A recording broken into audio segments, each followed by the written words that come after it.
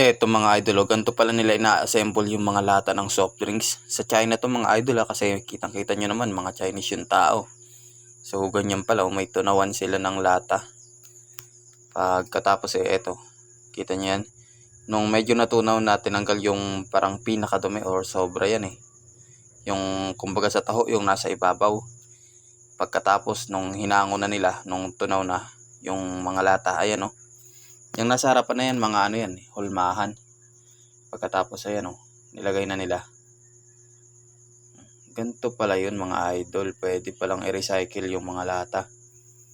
Tapos ayan tinanggal yung sobra para walang buntot. At nung medyo tuyo na ayan ayan, kita nyo mga idol yung yung tinatanggal ni kuya. Yun yung sinasabi ko kanina. Pag hindi niya tinanggal kasi yung kanina magkakabuntot yan. At eto, di ba? Planggana ng malaki. Ayos